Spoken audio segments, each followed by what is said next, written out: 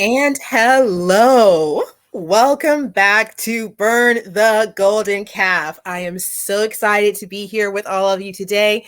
Today we are discussing modesty. I hope y'all wore your Ellen White skirts for the occasion. I did not, but okay, whatever.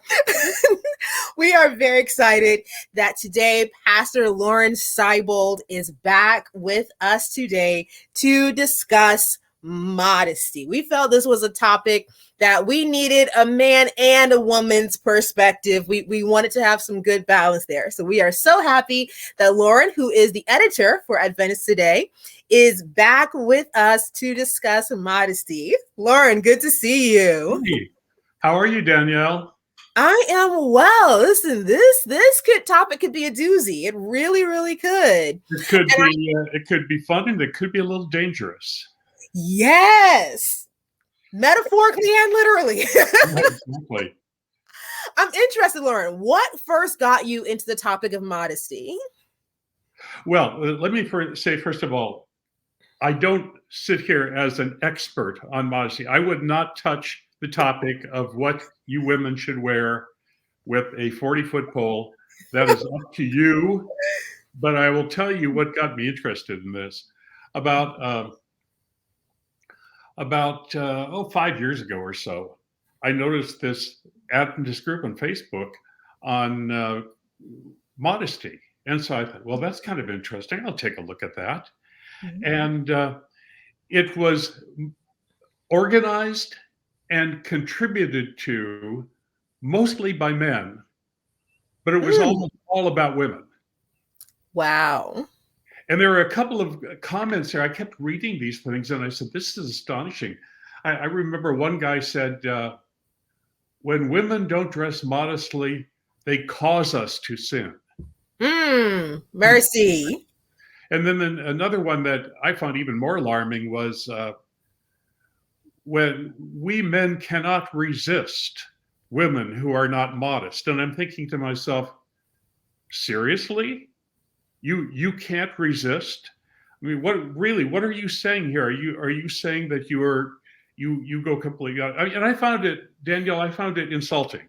Mm-hmm. Because I want to think, I don't want to think that I'm out of control so that somebody else, everybody I look at, controls what I do. And yet that's what he was saying. He was admitting, if I feel turned on by you, it's your fault. If I do something bad to take advantage of you, it's your fault. Mercy. And I mean, what a horrible thing. And yet I think he felt perfectly justified in looking at it like that. And you look at these things over and over again, Danielle, and you see time after time after time, the argument is, the man's argument is, it's not my fault. I'm pushing the blame off onto you. So then, therefore, I can pretty much do whatever I want. Wow. How about you? How do you take this up? How do you interpret it and work with it as you think about it? Well, as someone who came up during the height of purity culture, modesty was something that we would hear about at every turn. And as most people who are probably watching the live now can attest, if you came up in church during the same time, modesty was primarily a topic that was addressed to the young ladies. It was our job to, make sure that we were modest. There really wasn't any discussion of modesty for men. I see Shireen that's here. I see Macia, Carol. Hi, how you guys? Thank you for joining us. You guys, hop in the comments. What was modesty like for you coming up in church? Because for me, it was very much about how long your skirts were, making sure that this was covered, making sure that anything that would delineate you as a woman was covered and hid from view, and preferably from imagination. Like you, even if you were covered, if it was too tight and the contours were, visible, that was seen as immodest. And all of this, we were told, was from the Bible. This was something that God wanted. God cared a whole lot about how you were dressed as a woman. And so it took many, many years before I began to realize that, wait, I don't actually remember reading this. And the stuff that I have read, it doesn't actually say that. And so as I began, studying the Bible for myself, it was like, wait a minute. I think this is another one of those rules that isn't Bible. I think that's more you than Bible. Let's say Macia said, even before puberty, as a girl, you had to be careful. Yes. How many of you, if you ever went swimming, how many of you had to wear the XXX t-shirt and the basketball shorts? You could have a really cute swimsuit. You really could, but it had to be covered with the XXX t-shirt and the basketball shorts. How many of you guys remember trying to swim with all that fabric ballooning up around you? It was an experience. Shireen says, in college, a certain organization on campus told us that we were responsible for our brothers and not to make them sin. To my shame, I have said things like that. As a youth leader, I have said that. I was wrong. Continuing, the girls in that group usually wore long khaki skirts or loose pants, as well as loose blue t-shirts. Yeah. I mean, I'm sure all of us remember when the long jean skirt was in. And if you really wanted to be handy, you could make your own. You got a pair of jeans, cut up the seams out of the pants, and then sew them together to make your little jean skirt. I mean, this just had us in a chokehold. Oh man, Carol said, when I was a freshman at OU, the women had to wear regulation tops. This meant your blouse or top must completely cover your buttocks. Shaking my head. Yeah. All that sounds very, very familiar. Lauren, can you recall any modesty rules that were ever enforced on you as a gentleman? Well, it depends what you mean by modesty, Danielle. I grew up in the haircut fights era. And this was when John, Paul, George, and Ringo had long hair, and we wanted to look a little bit like them, and we wanted to at least get as close as we could. And so that was considered a modesty issue. But modesty in terms of sexual modesty, no, there really weren't those kinds of rules for men. There was a boys' dress code, I guess. It strikes me as you're talking about that. Let me introduce a different topic, Danielle, or just a little change here. The fact that so many of the things that we consider modest, both in terms of adornment or in terms of exposure, really are very dependent, first of all, on the culture that you're in. And secondly, on the individual tastes of the person looking on. I mean, I told you that funny story the other day. I don't know if you want me to tell you that story to everybody, but the mission. Oh, sure, please share it. It was hilarious. Yes, please share that. When I was in seminary, I believe it was Gottfried Oosterwald who taught our class on missions, and he told us a story about this goes way back to Victorian era. This is like 19th century, 1800s, and the missionaries who went to Africa, and they were absolutely scandalized that the women came to church with their tops bare. And they quickly wrote back to the United States and said, get all the women's group together and have them sew some simple, brightly colored smocks. tops that we can give to the women here so they can come to church and be clothed. And they responded, and they sent the smocks back to Africa, and the missionaries handed them out, and they were thrilled and delighted that everybody loved their smocks, and they came to church on Sabbath with holes cut out for both of the breasts, because otherwise, how were you going to feed the babies? And I love that story. I mean, it's just such an illustration of how something that the missionaries sexualized was not sexualized in that culture. Exactly. Oh man, we have a comment from Eddie Heppolite. Hope I'm pronouncing your name correctly. He said the Victorian approach to purity, coupled with the colonial approach to theology, was what ended up in our cultures, traditions, and churches. And yes, that's exactly what you were just saying. That modesty was very much determined by the dominant culture.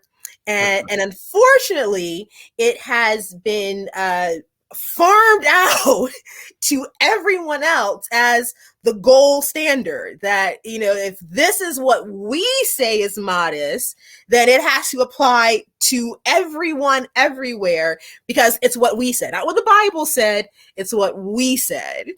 And so, yes, there is very, very much a cultural aspect to discussion of modesty.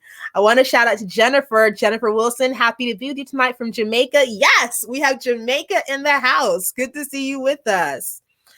And I'm glad not you mentioned it, Jamaica, because I know Jamaica is one of those areas that is very conservative. And so different cultures have different standards for what they view as modesty. But it is interesting that when we discuss modesty, it is almost impossible to discuss it outside of sexuality or sexualization or the looking at others, in a sexual way. There's almost no way to discuss modesty outside that context. While that is not the context that modesty is presented in the Bible, the few times that it is discussed, primarily in the New Testament, it is always linked to character issues, heart issues. And if you've been following us, you are going to hear this over and over and over again. God is interested in your heart, and God cares about principles, not rules. Exactly. And yet, I suppose, Danielle, we have to take into account the culture that we're in. Mm-hmm. I just wish what concerns me about my fellow Christian brothers is so often they offload their own responsibility onto the other sex, Mm-hmm. and this bothers me. I mean, the truth of the matter is, yeah, I mean, I was interested in pretty girls as the next heterosexual guy, but I have this interesting feature in my face. I can turn my eyes and look a different direction. There you go. And all of us have that ability. We don't have to be, we don't have to become entrapped in anything we don't want to. One of the things that I noticed in this Facebook group that I was part of was that they kept talking about "don't be a stumbling block to me." And you brought that up, I think, in the jewelry conversation about the stumbling block. Stumbling block, yeah. And so I went back and read the stumbling block passages in Scripture, and I noticed something interesting, Danielle. I noticed that Paul never ever says, "Don't be a stumbling block to me." Mm-hmm. He says, "You don't be a stumbling block to others." Yes. So the responsibility for not being a stumbling block is placed on you. It is not for me to decide whether you're a stumbling block to me or not. Mm-hmm. That each of us is to have the maturity to say, I can't come to you like, how dare you trip me? Like, no, it is my responsibility to watch my feet. Yes. Yes. And it's interesting, as we look at the conversations that Jesus has around the topic of lust. And it's interesting that Jesus never addresses modesty. You don't really see Jesus talking about what people are wearing. He always talks about the heart, the character issue, that if you find yourself struggling with what someone else is wearing or doing or being or just existing, that the issue is not that other person. The issue is always with you, and that you must take personal responsibility. And unfortunately, however, modesty has grown to not just be about controlling the bodies of women in the context of sexuality, but control in an overarching way, to control almost every aspect of womanhood. For example, currently female gymnasts, female volleyball players, and I believe some Muslim women, I want to say it's in France. All of them very different modalities, but all of them are currently fighting for the right to wear more. Now, typically when we talk about modesty, it's the idea that people should be covering up. And yet we have women who want to, and the systems are telling them, no, you cannot. It is almost as if the issue isn't so much the clothes, but trying to control someone else. And as we know, we should know from scripture, and I do not often quote Ellen White, but even she said force is evil. Any entity that is trying to exert force or dominance over someone else against their will is evil. And what we find is that modesty is often used as a tool of control, most notably over women. Well, I think a great deal of Christianity has been devoted to controlling you women.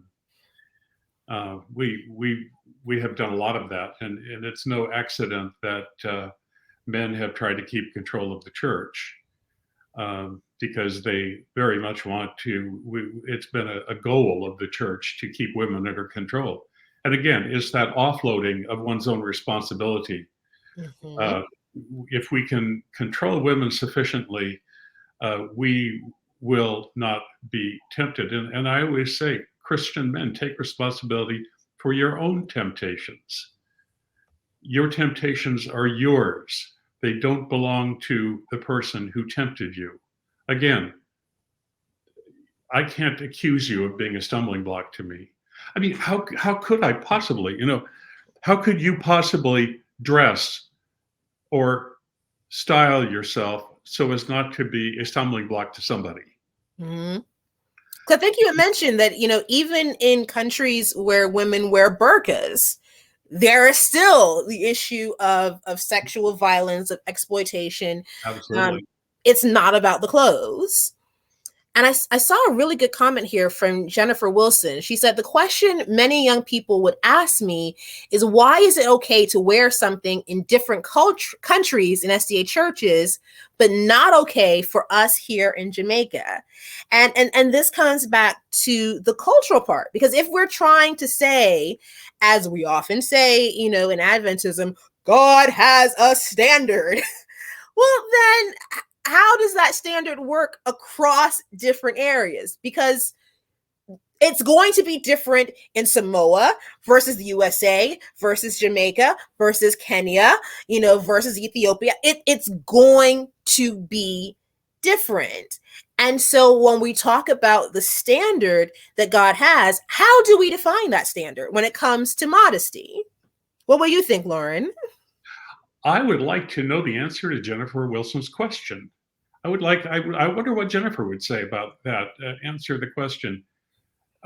Jennifer, do you feel like you have to dress differently when, let's say, you travel to the US or you go into the big city versus when you go to church, when you're around your grandma and the other elders in the church? I would like to hear some of their answers to this, Danielle. I think that's very interesting. Right, because I mean, Jamaica is one of the Caribbean islands, and it is one of the islands that was colonized. Many of the Caribbean islands were colonized, and so the Western influence of clothing and what is considered right living for church and that was brought over to these islands.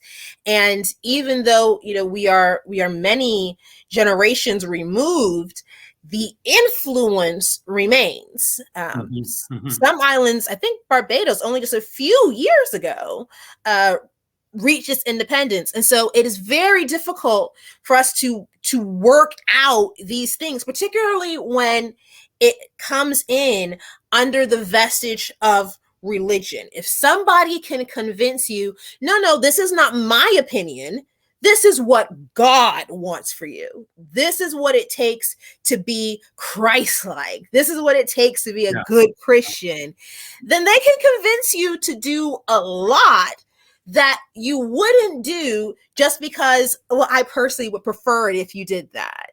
Yeah. And I think that's the insidious nature of, I don't want to say the church or religion, but it lends itself to being abusive. That people can take what is meant to be a very good thing and use it as a tool of manipulation, oppression, and control.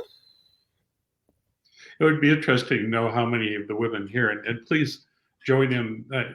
I think I can go ahead and make this ask. Join in the conversation, those of you who haven't, because it's very interesting for us to read your comments. How many of you here have felt that standards of modesty were being used rather abusively toward you? Yeah. Antoinette said, they tell us that if you go to court, you can't wear sleeveless. So why, when you attend church, you're exposing yourself? I'm glad you brought that up, Antoinette, because, and I think this is a very excellent point that you bring up, Loren, that there are different standards of modesty depending on where you are. So, for example, if you're just out about in the street, there's a one standard of modesty, but then there's a whole other one when you come to church. How many of you, just like raise your hand or say me, if you've ever heard, if you were going to see the president, you would dress up, but you're coming to church to see the King of Kings and Lord of Lords, and so why wouldn't you dress just as well? If you've heard that, put me in the comments. I'm sure there's going to be quite a few of you who have heard that. And it always kind of rankled me. Jay says she's heard it. Yeah. It always kind of rankled me because if I were going to the White House, it would be a one-time visit. I'm going one time. And so, yes, for this one time, yes, I would dress up. But you want me to come to church every week. If I were going to go see Obama every week, I would hope that, by the fourth or fifth time, be like, okay, we can relax a little bit, we can loosen up. There was this idea that God required that you bring your best, and your best did not mean your best jeans. It did not mean your best Timbs. It did not mean, it was very much this westernized culture of what best look like when you come to church, when you present yourself. Keena says she'd heard it. Elizabeth heard it. Yoni, yes, we have all heard about how when you come, you have to bring your best. Let's see. Jennifer said, global warming in Jamaica is causing many of us women in the church here to look beyond what they are asking of us and feeling comfortable in what we wear to church on Sabbath. I'm in the USA now, and in the winter, I wear my pants. But in Jamaica, if I wear that, then I could not participate in any service. Yeah. I feel you. I mean, when I traveled to Haiti, and I had an amazing time there, but my goodness, there was a moment that I really thought ants were crawling over me. And it turned out that it was literally just sweat dripping down my body. And as hot as I was, I'm looking at these other women and they are there and they have their blazers and they have their pantyhose and I'm just like, how? Yeah. How? It's Who a matter of told you practicality. this is necessary? I thought "live honestly" had sort of an interesting a phrase that I've heard before, and I find it rather useful. She said, "This is a matter of the male eye." Have you heard that phrase, Danielle? And I think it's a really good point. That the male eye is the issue with modesty, and she's absolutely right. And that's why I wrote the piece that I wrote, and you guys are welcome to read it if you want to, where I took on men, not women, and challenged men to not shirk their own responsibility and try to control women. You know, when I was here a couple of weeks ago, we talked about the same thing having to do with jewelry. I think a lot of things that are done to women in the church are done in an effort to control, and it simply isn't right. And as I look at this issue, particularly of control, I find that it spills over into so many other areas of life. If you can be convinced that your body is literally a weapon that can instill lust and sin in the heart, and so you have to very carefully shroud everything to avoid causing sin, actual sin in others, it creates this incredible disconnect with your own body. Like I remember being a teenager and, you know, beginning to come into, you know, my womanly body.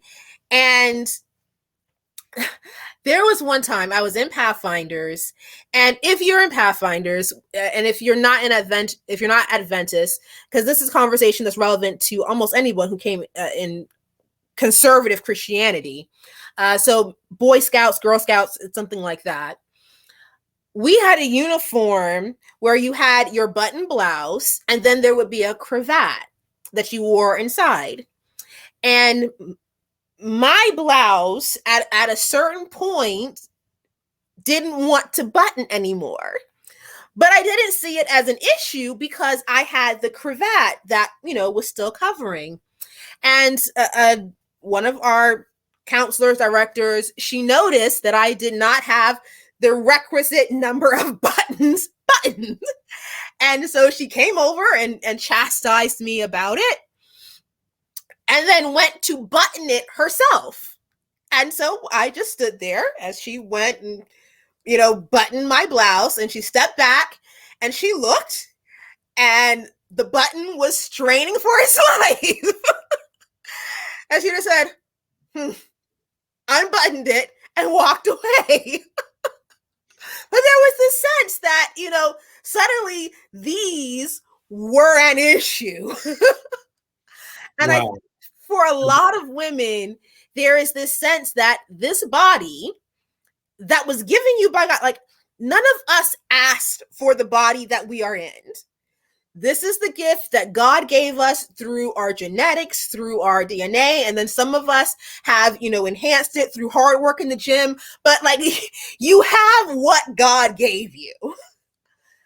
And yet we've been raised to feel as though it must be this very carefully guarded secret, that this, whatever God gave me, is not a gift. It's not. It is a way of instilling sin in the hearts of others. And so I have to live my life constantly either being concerned about causing others to fall into sin. And if I'm fortunate, that sin will only be lust. If I am not fortunate, that sin could progress to violence against me. And then I have to be very careful because this body is not my own. And as I was preparing for this life, it dawned on me. Somebody has shared a comment about, saving yourself for your husband, and we will have a conversation about sexuality. We will have that conversation. But it dawned on me that as women, we are taught that to present your bodies as a living sacrifice, wholly acceptable to God, which is a reasonable service. And so you're saving yourself for your husband. And that there is actually never a time where a woman is taught that her body is hers, that it is for your enjoyment, that it is for your pleasure, that you are not just saving it so that somebody else can enjoy it.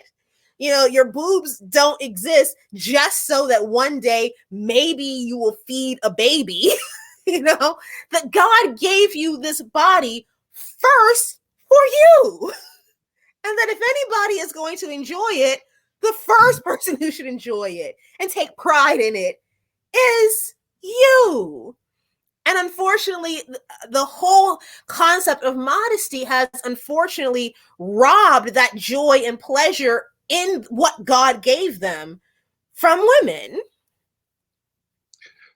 That's a really powerful insight. I'm really kind of blown away by that. From the moment you said my body is a weapon. And the interesting thing is that because your body is a weapon, then you become in danger. Mm-hmm. You become the one in danger. I was surprised in that modesty group how many women bought into this thing. Mm-hmm. And I didn't think they would. I was thinking, well, this is mostly an imposed thing. Well, no. There are women on there who are exchanging. There are actually diagrams, Danielle, of line diagrams with an angle. Okay, so here's the angle between your bosoms and your neck, and the angle between your underarms and your hips, and how you could design a dress that would minimize all those horrible angles that are so troublesome to men. I was shocked. I didn't realize that there were that many women who were really into this. And one woman said, and I thought this was kind of alarming too. Mm-hmm. I expect men to tell me when I'm being inappropriate and I'm tempting them. And I thought, if there's ever was an invitation to improper sex talk, that's probably it. But seriously, that's what she said. I expect men to warn me. So in church, somebody could just walk up to you and say, Danielle, your cute short haircut is just really turning me on. I wish you would hide that. Would you please wear a helmet so I am not by you? I mean, isn't that ridiculous?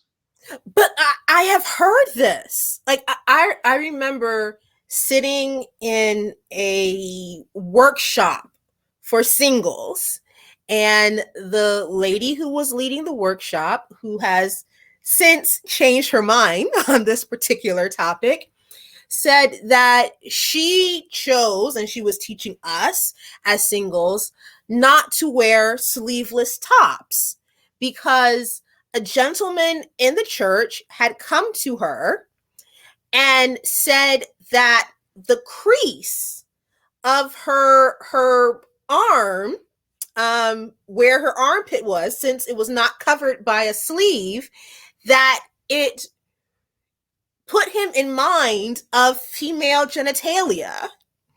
And so would she be so kind as to begin wearing sleeves?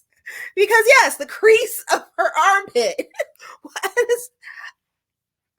These are the things that, and unfortunately, like it wasn't enough that he said this to her, and so she didn't say, "You have a problem, sir." No, she then came and told us as singles that we should, be covering ourselves up, because even a small thing like that. Now, I mean, I know because I follow her on Instagram that she has since changed her mind and now happily wears sleeveless tops. But part of the issue is that often in the church, when we know better, we personally start doing better, but we don't come back and tell others, hey, actually, what I said before, what we taught before, that wasn't it. And so we have whole generations who came up with this, and they have to figure out for themselves that it's like, oh, no, wait, actually, nah, that's not it. I agree with Sophia. Jesus help us. Yes. Yes. He's the only one that can. My goodness. Irene asked about the documentary Shiny Happy People. Did you see that, Danielle?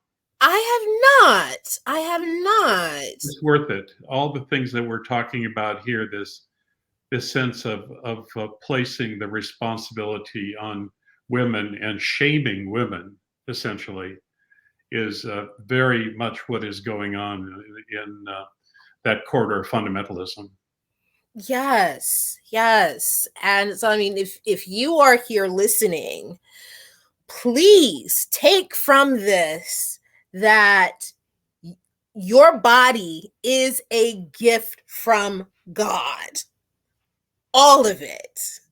When the Bible says that you were knit together in your mother's womb, God was planning all of it. The hips, the butts, all of that. It was planned by God, and God called it good. So if you have it, it is good. Yes. Jennifer says she's been called out many times about her sleeveless dresses and short hair. I'm sorry, Jennifer. I'm sorry that my fellow members of my gender have done that to you. A 10th grade guy said something similar to me after typing class. The man who made that statement about her armpit crease was still on a 10th grader's maturity level. Yeah, that's a good point. Oh, mercy. Because I think that as speaking to women, there is a necessity of unburdening ourselves from this expectation, because there is literally nothing you can do that will stop somebody from doing what they're going to do if their heart isn't converted. That's right. As I said, there have been many articles written about the fact that in Afghanistan, where women wear the burqa, which is probably the most dehumanizing garment that can possibly imagined. It takes away all of your individuality. You can't even see the person's face. Even there, women are raped. Mm-hmm. It has nothing to do with your appearance. Whenever you have an abuser, he will say, well, it's your fault because that top that you wore or those shoes that you wore or something. How could you possibly please everyone, Danielle? There's no way. God have mercy on the woman who's got a good figure, because what is she? Does she have to wear a tent when she goes out so as not to tempt any man? I mean, it is a horrible thing that Christianity has done in this way.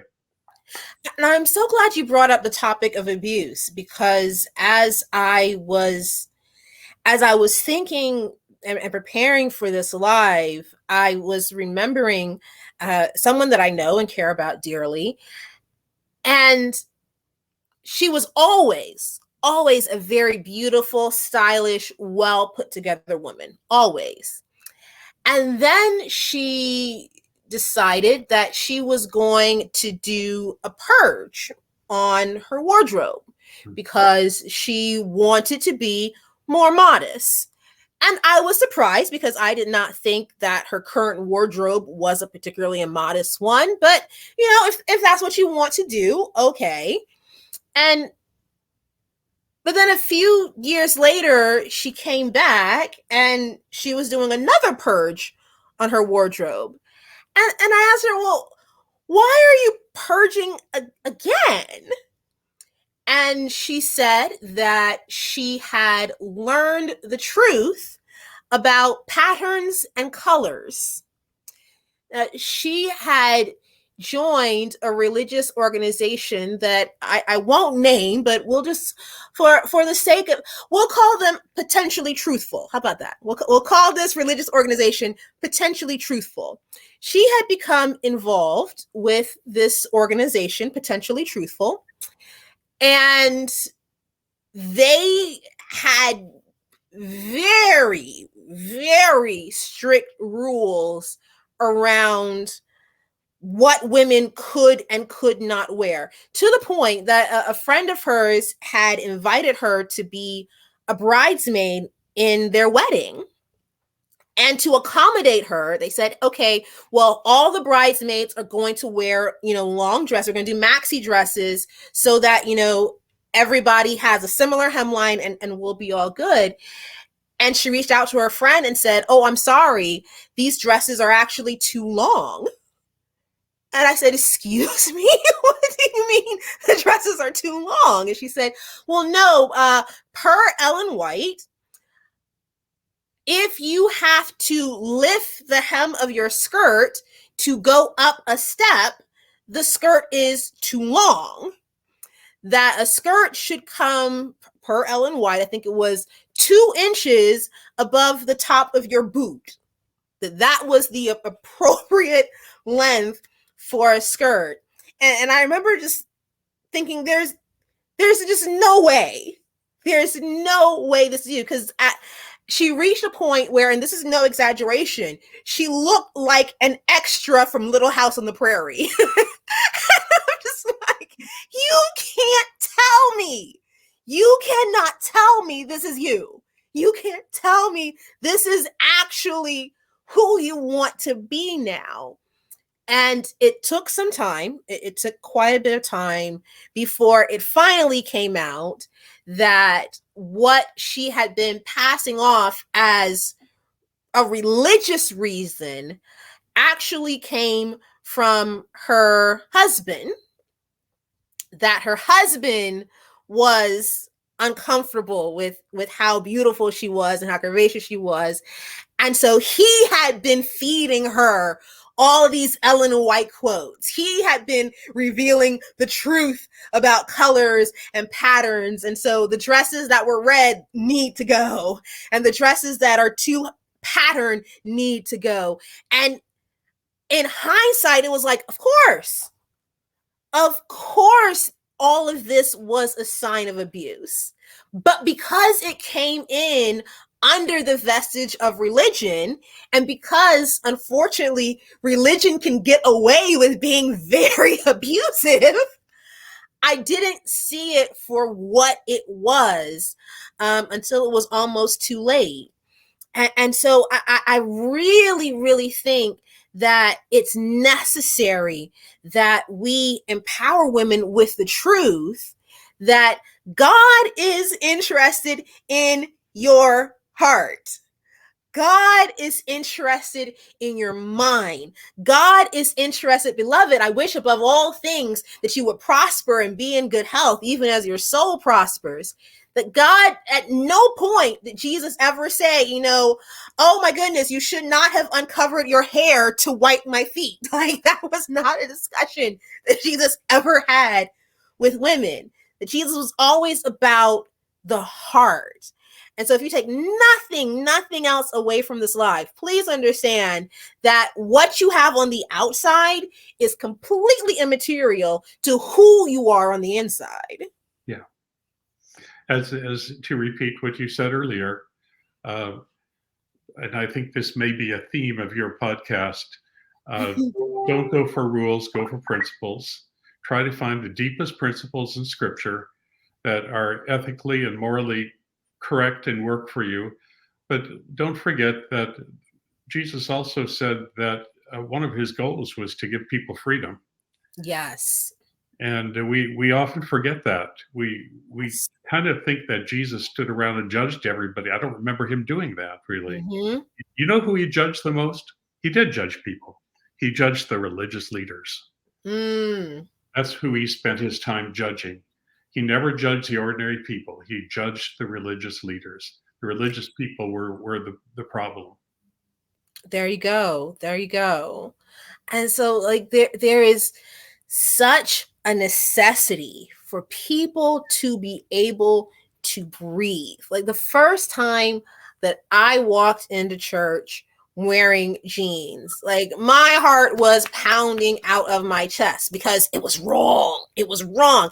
And I cannot tell you, after gaining weight and my clothes not feeling the way I wanted to anymore, clothes literally became a stumbling block to go into church. There were times where I would want to go to church, and yet after trying to find something in my closet that would fit, that would be appropriate, that would I would literally be sitting on my floor just completely overwhelmed, broken down. It's like, I can't do this. I can't. And it wasn't until this year, y'all, when I tell you I'm on this journey with you, Danielle is on the journey with you. It was not till this year that I truly accepted in my spirit that it was more important to go, to just show up, than how I dressed when I showed up.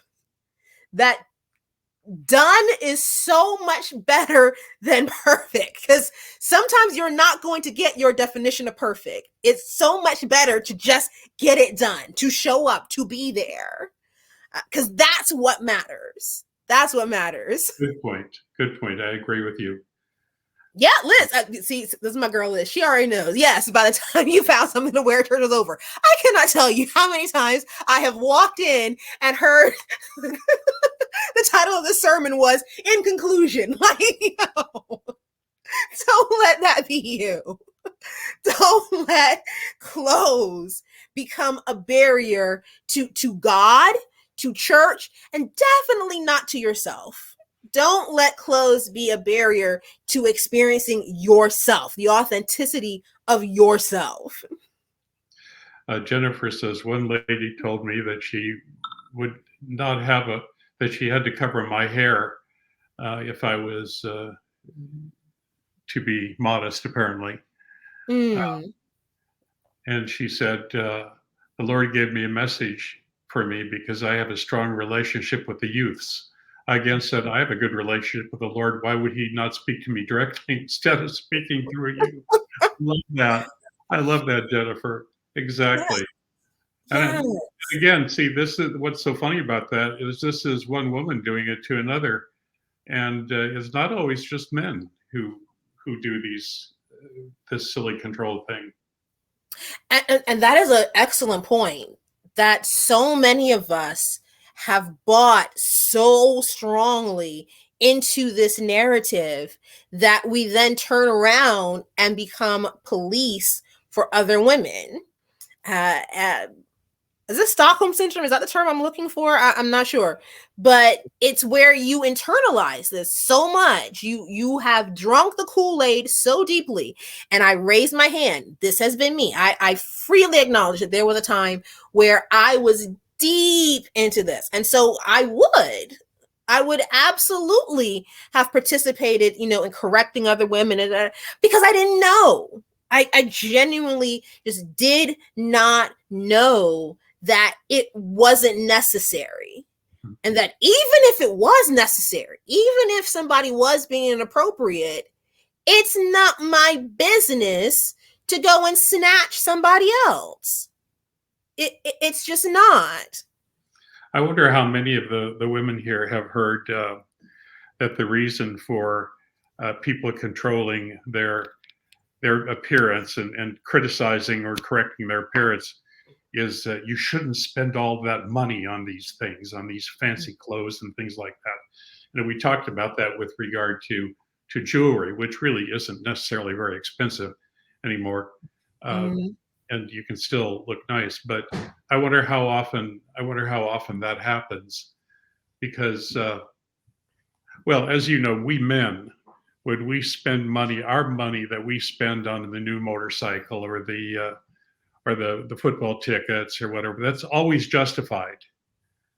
But you women go crazy buying your lipsticks and your fancy clothes, and that's wrong. There it's a sin. See, For me, it's not a sin because the tools that I have to buy and the toys that I have to buy, that's perfectly fine. And I've always noticed that about men. Men will always say, "You women, you go crazy. You spend so much money on your appearance," but not my problem.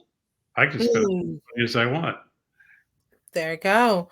Mocha made a great comment. She said, I decided to attend a potential truth camp meeting. I drove up with my niece and 3 children.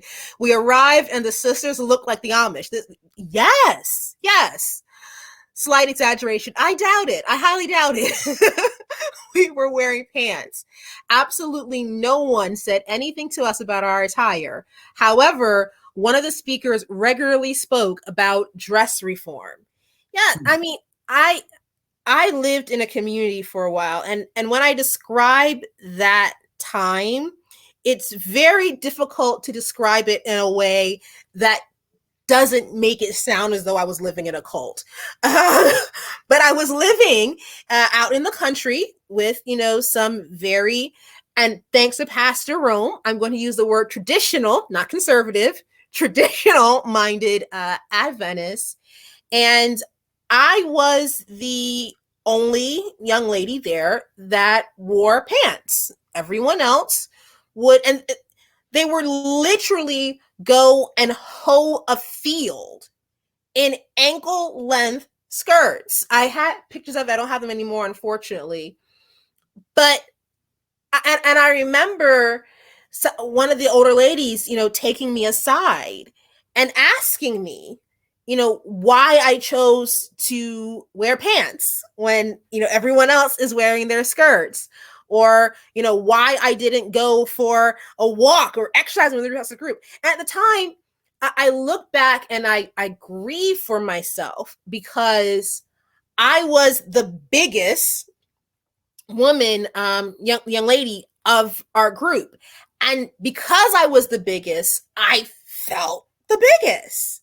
And looking back, I'm like, I was a size 6. How did I let you guys convince me that something was wrong with my body, that I wasn't eating enough lentils, that I wasn't walking enough, that I wasn't covering myself enough? How did I let you? It was to the point, guys. True confession. When I went there, I was vegan, but I found myself backsliding because I was grieving, and for whatever reason, milkshakes became my coping strategy. I don't recommend it, but it worked at the time. And I was so ashamed of the fact that I was backsliding. There was a time I literally caught myself digging in the trash so I could bury the Dairy Queen cup so they wouldn't know that I had backslid and eaten dairy. And I remember, I'm looking at like, Danielle, you were literally digging in the trash. What are you doing? This is stop it. This is ridiculous. Just, you know what? I'm not vegan anymore. I give up. I give up. Yes, I am the worldly one who wears jeans and short sleeve tops, not sleeveless, but short sleeve. Yes, you can see my elbows. Like, I like what Joan says here. She says, I refuse to take certain positions in the church because I'm not dressing like an old woman. What a great line. It does. And I mean, I truly grieve for this younger version of myself that just did not know. I really, really didn't know. And so part of why I'm here now, part of what I do, like, I'm doing this for the healing of 18-year-old me. And as I'm healing and as I'm learning, I want the same for you. I want us to be free, to be able to enjoy the lives and the bodies and the realities that God has given us, whatever that looks like. And not just for women either, because it's very difficult to have this conversation at Modesty without focusing, primarily on women. But this idea does violence to men as well. I truly believe that had we had a more biblical conversation about this issue, we would have less violent men. We would have men who have greater self-control. And I can't imagine that men are happy feeling as though you don't have self-control, as though because you have eyes that everywhere you go you're meant to be tempted, you're meant to stumble. That I can't imagine that leads to self-confidence, to self-worth. I mean, Loren, you mentioned that you felt offended, but have you heard from other men? Like, how has this impacted their own ideals of themselves? No, I think there are. I think most of my friends, I would have to say, and I'm proud to say this, I think most of my friends are people who see it as I do. They don't blame women for how they look, but I certainly know a lot of men who fall into that category. Whoever wrote here that they went to camp meeting and somebody was up in the front talking about dress reform, I'd be 99% certain that that was a man who's lecturing you on dress reform, not even another woman, because certain men like to do that sort of thing. But yeah, there is. Let's be honest. We men, yes, we are tempted, and Jesus. You said Jesus doesn't really talk about modesty, but he does talk about that evil thoughts precede evil deeds. Yes. Now, I'm not sure that we men are the only ones that are tempted. I think women can have evil thoughts as well as men. They may be different sorts of evil thoughts. I don't know. But the fact of the matter is that we all need to have some stewardship over our inner life. Don't you think, Danielle? Yes. Isn't that what we're talking about here? Having some stewardship over one's own inner life. And I think you make a very excellent point about how, women are capable of thoughts as well. I mean, women also have eyes that work. Women also have, desires and attractions, and modesty almost presupposes that women don't.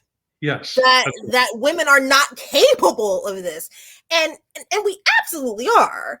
I think that the modesty discussion, because it's so targeted at women, it divorces women from the very natural and healthy sexuality that they're meant to have. Because, I mean, yes, if we see something that's nice, yes, we can enjoy the view. I think because the women have been conditioned that everything is supposed to be so cloistered, we have learned a discretion with it that men are not taught. Because men have been taught that looking is part of the compliment, and women aren't. Women aren't supposed to, be visibly interested and visibly attracted. That's interesting. Yeah.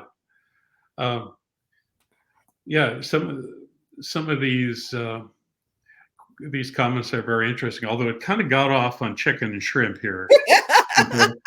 We're talking about appearance here. Diet is for another night, I think.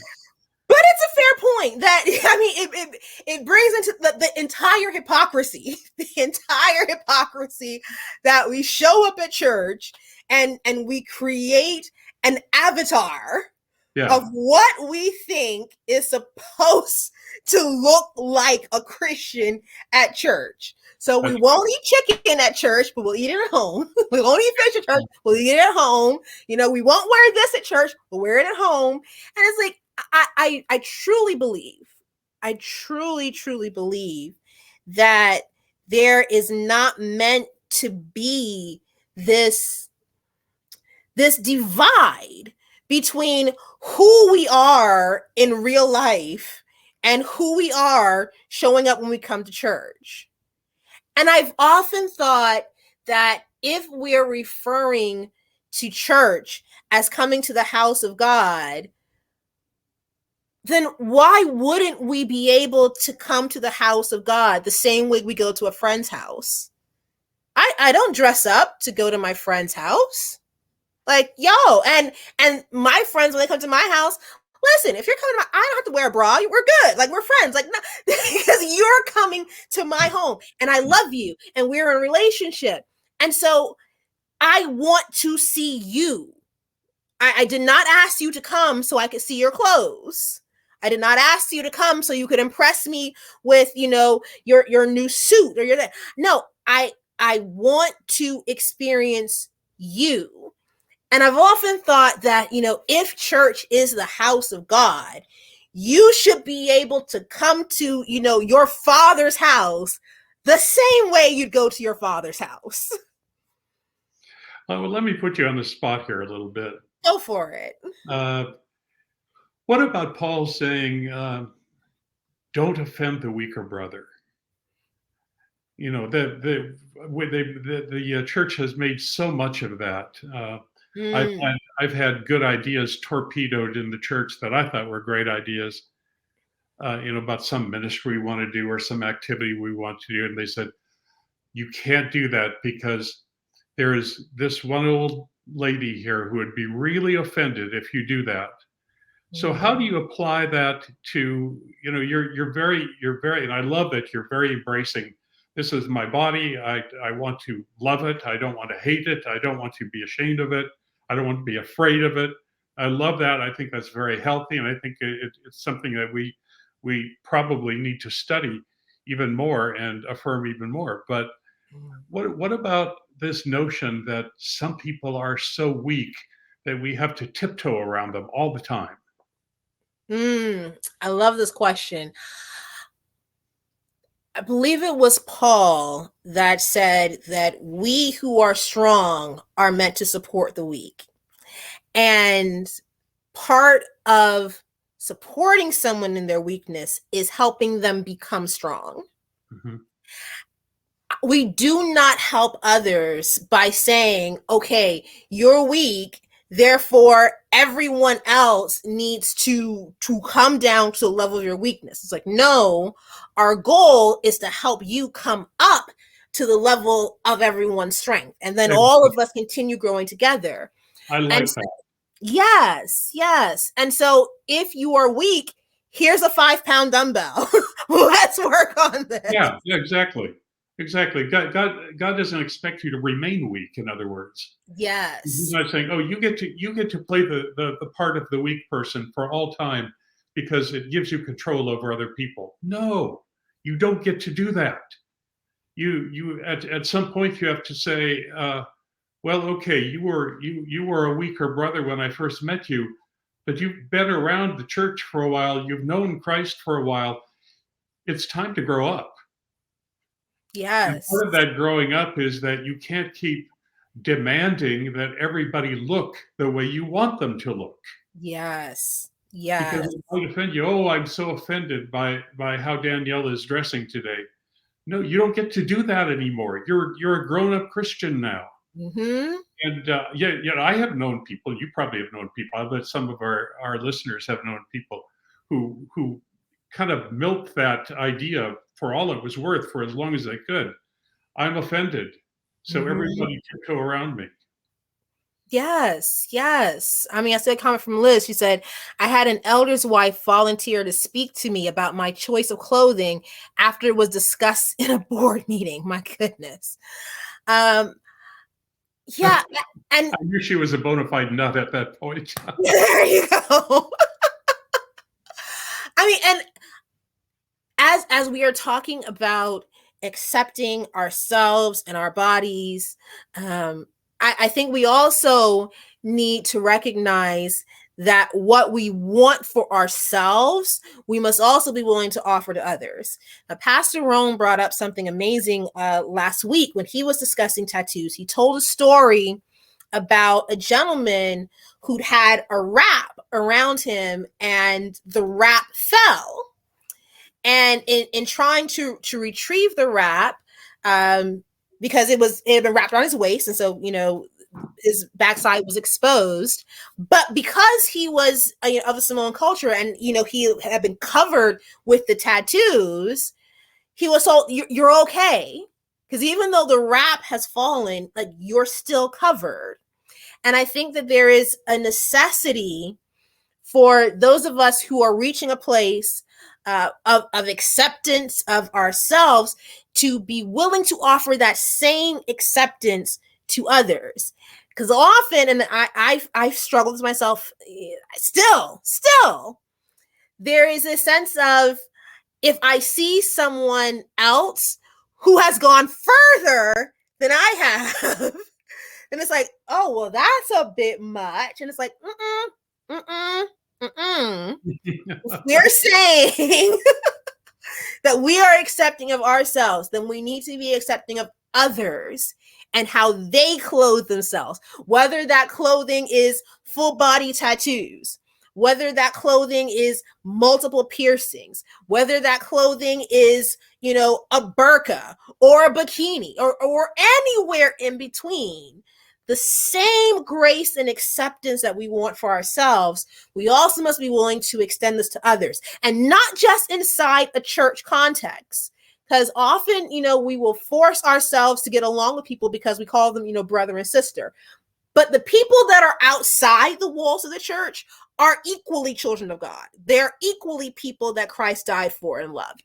That needs to be extended to them as well. This needs to be extended to all humanity, not just yourself, not just the folks in your bubble, but to all of humanity.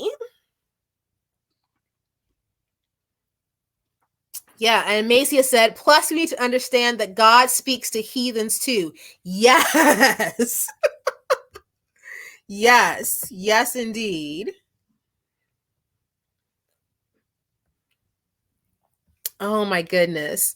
So yeah, Loren, I'm very happy that, one, we're in agreement that it is necessary for all of us to exercise our own self-control, that we do not get to tell others that you are a stumbling block to me. Like, as soon as those words come to your mind, don't even let them get to your mouth. As soon as they come to your mind, recognize, I'm having a very immature thought. It's not a biblical thought. I need to grow up. Yes. Is not to project my temptations onto you, but to take responsibility for my own temptations. There you go. Tempted but sin not. There you go. There you go. So, yeah. People are talking. I'll do a little digression here. People were talking here a little bit about the heat. And I have not, I confess, I have not been out to the Caribbean. I would like to go someday. People tell me Jamaica is great fun. I don't think I would like to go in the height of the humid summer, but I think I would like to visit it. But I do know that heat is a big issue. And I have a friend over in Africa. This is a male friend, by the way. Mm-hmm. He arrived at church wearing his best traditional African shirt. The ones with the patterns on them, really, fancy shirt. This is my most expensive piece of apparel. And he said, I wore it because it was 100 degrees and humid that day. And he walked into the church, and the elder stopped him and said, I thought you were going up in front today. He said, I am. He said, well, you're not going to be allowed to go up in front because you do not have a jacket and tie on. And he said, but it's horribly hot. Can't you take that into account? They said, no, the rule is you have to have a jacket, white shirt and tie in order to go up in front. And so there again, we're talking about a lack of common sense in a lot of situations. I just don't get it. This is not a modesty issue exactly, but it's an appearance issue. Yes. And I want to read this one verse that is often quoted when we're discussing modesty. And it is 1 Peter 3, verse 4, that says, "Let your adorning be the hidden person of the heart with the imperishable beauty of a gentle and quiet spirit, which in God's sight is very precious." And I think that we have often taken this verse to mean that because you should take care of your inner adornment, that you must neglect your outer adornment. And that's not the case. That's not the case. It is a statement of priority. Prioritize your inner adornment. Prioritize the character, because it is the character that truly makes you beautiful. I think all of us have known people who were, physically very attractive, but once you got to know them, you did not find their character attractive. yes, and suddenly they just didn't look quite as nice anymore once you knew what was on the inside. And what Paul and Peter are saying is that God cares about your heart. That is what really, really matters. That's what you need to prioritize. That is the principle. We're not doing rules. We're talking about principles. And the principle is that your first priority needs to be your heart. It needs to be your spirit. It needs to be the inner person.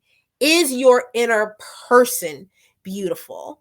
Have you taken time to become a patient individual, a kind individual, a long-suffering individual? These are the things that beautify your soul. And that is what needs to be beautiful before and of greater importance than your exterior. Because, as the Bible says, all these things are going to go away. There's going to come a time where your body, no matter how lovely it is, no matter how much work you've put into it and put on it, all of this is going away. And so the only thing that you get to keep is the character that you've developed, the character that lives inside of these bodies.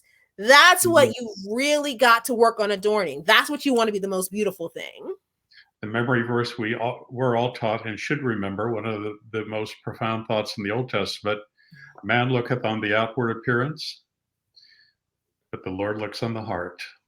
Mm-hmm. Oh, Yoni made an excellent point. Are we forgetting that Peter was naked on the boat when Jesus showed up after the resurrection? He only draped something over himself when he was getting off to go to Jesus. Did Jesus rebuke him? Yeah, see, there are so many times where Jesus could have said something about clothing, and he didn't. It is almost as if there is something more important that Jesus wanted us to be focused on. Yes. I wonder if there's anybody who has questions for Danielle or for me. I see a lot of comments. Does anybody say, you guys didn't talk about this yet? Oh, that's a good point. Yes. If there's something that we have not covered, yes, please drop that in the chat. Mocha said, I actually mentioned to Danielle how I caught myself about to teach the control rules onto a new believer. Yes. And it is so unfortunate. I was talking to a new believer once, and this was years ago. The church was having some sort of yard sale, and people had bought things to donate. And I went to buy a gold necklace, and the lady was like, well, what are you doing? And I'm like, oh no, I don't plan on wearing it. I want to put it as a band for a hat that I have. He was like, oh, okay. And it's that mental thing that, here it is okay. Here it is not. It's like, God cares about your heart. Let's see. Cassie asks, what do you guys think about how naked tribes are often the most modest or high moral culture? Loren, do you want to take it? Or you want me to go first? Well, again, it's that thing we talked about that before. How one appears and how much clothes one wears is very culture dependent, extremely culture dependent. Honestly, I think that if all of us were suddenly living in the Amazon basin and we had to hike through, uh, this huge high temperature, humidity with just so thick you could cut, I think a lot of us would abandon our clothes very quickly. I think we'd be delighted to get rid of them. And it wouldn't take very long before we would say, oh, this is a lot more comfortable because this is how people live here. Now, here's something that's kind of interesting and it's worth thinking about. Did you know that the naturist movement, nudism, primarily had its origins in Christianity? Really? I can see it though. It was the very first ones where it called themselves Adamites. Adam and Eve. And they said, if we're going to restore the ideals of the Garden of Eden, we must all walk around without clothes. And this has been passed on down through many, many years. I will tell you honestly that nobody is going to catch me out without my clothes on. I'm perfectly comfortable being clothed, but one has to wonder why these issues of skin versus clothing are so powerful in the Christian community. And they have been for centuries. Well, and to Cassie's point, I think that cultures that do not put a high premium on clothes have less to hide, and because they are acclimated to it, because they're accustomed to living with each other in this state, they're not going to have the same levels of objectification. That is the word I have been trying to think of this whole time. Objectification. Good word. Finally made it. But yeah, that's just, it's not going to exist in the way that it does here, because they've just taken that out of the equation. Because clothes aren't in the equation, you can't use them as a way to objectify someone. Carol's question: what book, chapter, and verse in the Bible does it state we should judge others about their modesty? It does not exist. In fact, the opposite. The Bible says, judge not, lest ye be judged. And this is a wonderful point.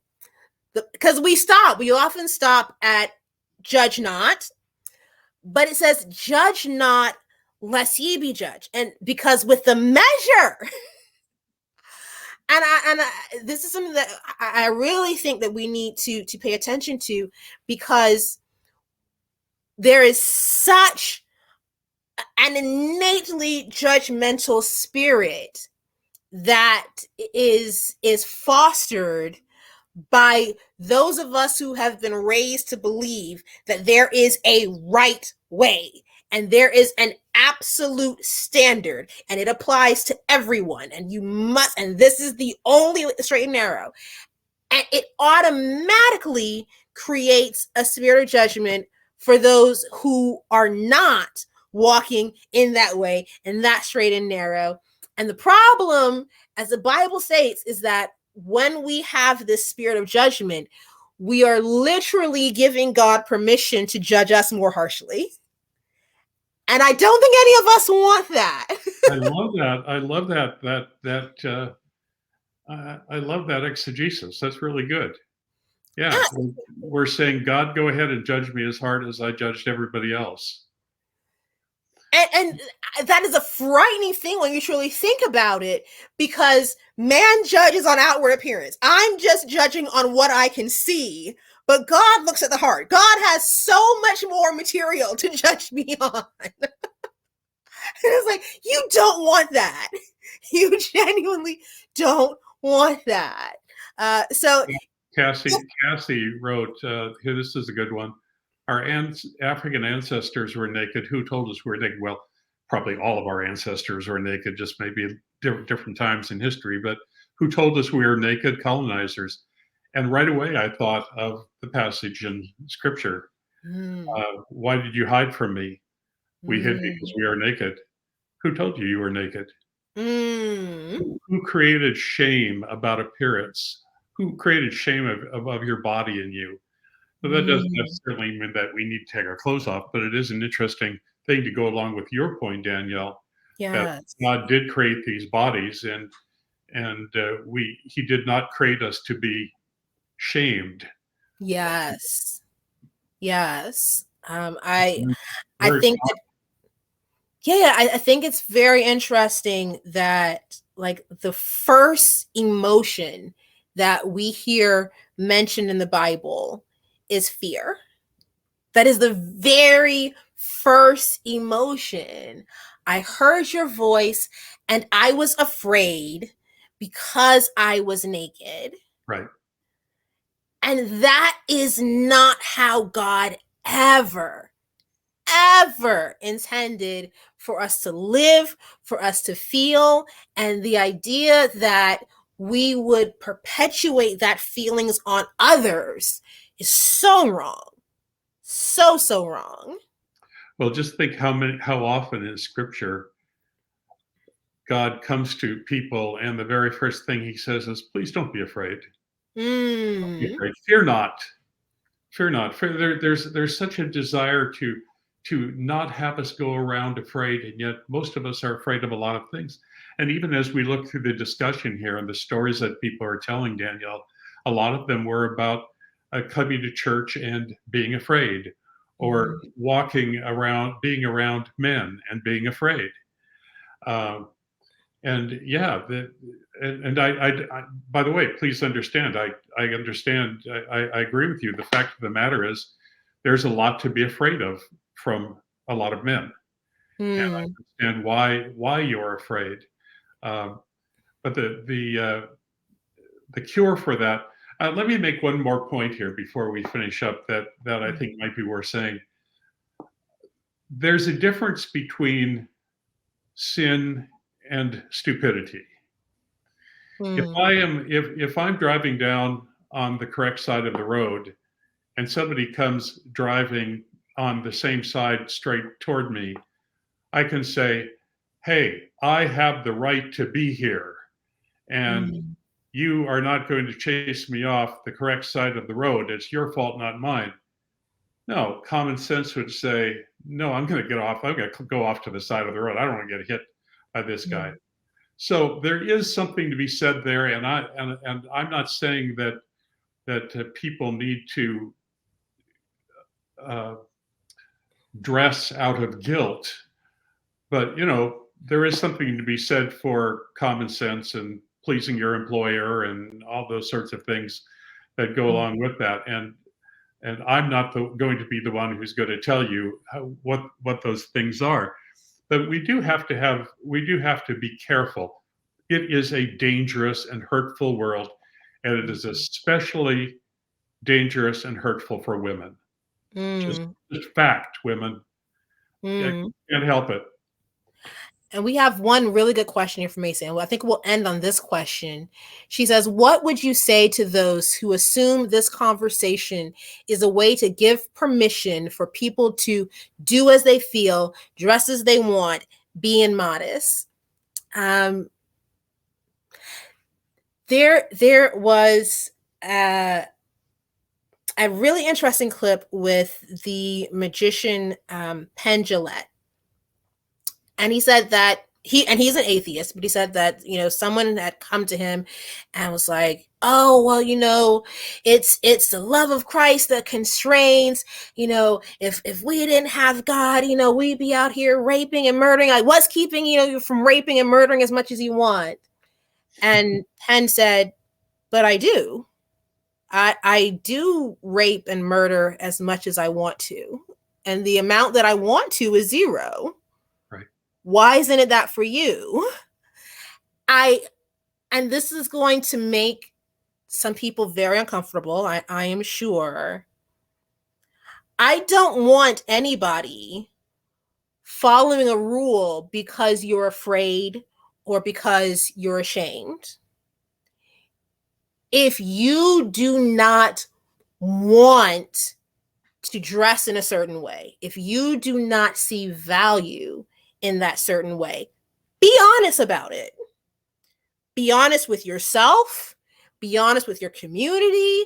Be honest with God about it. Because God says, I can deal with honesty. I can't deal with hypocrisy. I can't help you if you are pretending to be something you're not. I can only deal with you when you come, let's reason together, and you're honest with me and yourself about where you are. And so if where you are is in a place that is typically judged as immodest, be honest about that. Because once you're honest about that, once you let go of the guilt and the shame, then you can start moving somewhere. Then you can start having a conversation with yourself, with God. This is not about giving people permission to do what is wrong. This is giving people the onus to just be honest. Because some of you guys know that while you may never admit to eating shrimp at church, you know that while you would never wear certain things to church, you wear them elsewhere. Be honest. Be honest with yourself. Be honest with your community. Be honest with God. That is what I want for you, whatever that looks like. And I am sure for some of us, it looks like choices and lifestyles that aren't commonly accepted. But that's where God works with us. God works with us when we come as we are, whatever that is. How many churches, Danielle, would accept people who came to church innocently, looking for the Lord, but didn't dress quite properly, and would kick them out? And a lot of churches have done that. They have alienated people who came searching for something, and pushed them out. Their hair was too long. Their dress wasn't right. Whatever. That's not the way to win the world to Christ. The fact of the matter is that a lot of churches, we act very much like a private club, not like a place where the world should come to meet Jesus. Don't you think? I agree. And that's not what God wants. God wants you to be honest. Be hot, be cold. There's value in both, but don't be in the middle. Pick one. And then work with God from there. We are out of time. Oh my gosh, we are out of time. I don't want to keep you guys so late. Yeah, we're out of time.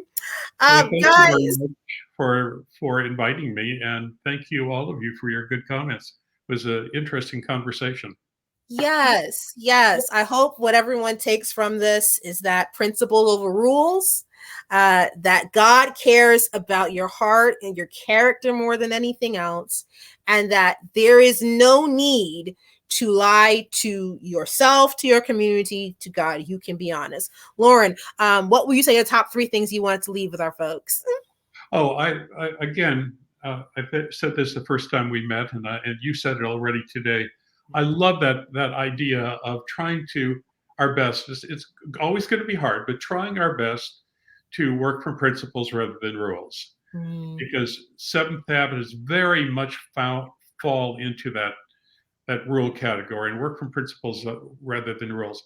The second thing is, I hope some of you women who have felt yourselves to be victims of criticism will stand up and have the courage to look both women and men in the eye and say, your place in my Christian life is not to control me. Please try to accept me as I am. I'm sorry if I offended you, but please try to accept me as I am. I'm doing my best. But what you just the speech you gave about being honest is so important, Danielle. And being honest means to look them in the eye and tell them that. I guess that's 2. That's close enough. Close Close enough. Close enough. Well, guys, thank you so much for joining us. We are going to be here next week, same place, same time. We will be streaming from YouTube next week, and we are putting together a playlist so you can view it there as well. You don't have to be scrolling. You can go and look over there. We're going to have all that together in one place for you. And next week, we're discussing tithe. Tithe. Ooh, that moolah, that money. How much do you owe God? So we will see you same place, same time next week, 7:30. Have a wonderful evening. Everybody, bye. Bye.